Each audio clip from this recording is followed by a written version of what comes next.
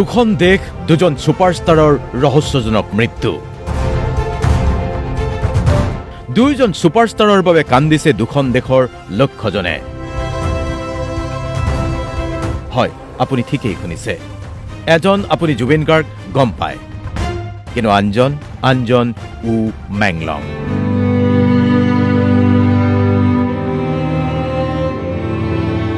দুইজন ছুপাৰষ্টাৰৰ বাবে ইণ্টাৰনেটত এতিয়া #জাষ্টিছফৰৰ ধুমুহা দুইজন ছুপাৰষ্টাৰৰ বাবে ৰাজপথত লক্ষ লক্ষ অনুৰাগী দুইজন ছুপাৰষ্টাৰৰ ৰহস্যজনক মৃত্যুৰ সন্দেহ অনুৰাগীৰ আৰু দুইজন ছুপাৰষ্টাৰেই ইহ সংসাৰ এৰিছে এই ছেপ্টেম্বৰ মাহত চুবুৰীয়া চীনৰ এজন ছুপাৰষ্টাৰ গায়ক অভিনেতা উ মেংলং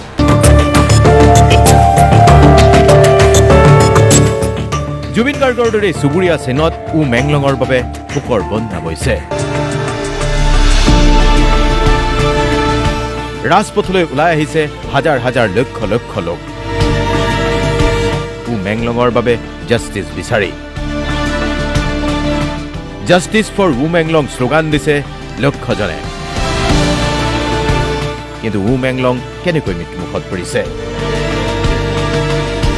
৩৭ বছৰীয়া গায়ক অভিনেতা উ মেংলঙো চীনৰ হাৰ্টথ্ৰব কেৱল চীনেই নহয় এতিয়া চীনৰ পৰা এছিয়াৰ বিভিন্ন দেশলৈ উ মেংলং বিয়পি পৰিছে বেইজিঙত ১১ ছেপ্টেম্বৰত অট্টালিকাৰ পৰা পৰি মৃত্যু ঘটিছে উ মেংলঙৰ প্ৰশাসনে উ মেংলঙৰ মৃত্যুৰ ক্ষেত্ৰত কৈছে দুৰ্ঘটনাজনিত কাৰণ বুলি কিন্তু অনুৰাগীয়ে মানি ল'ব পৰা নাই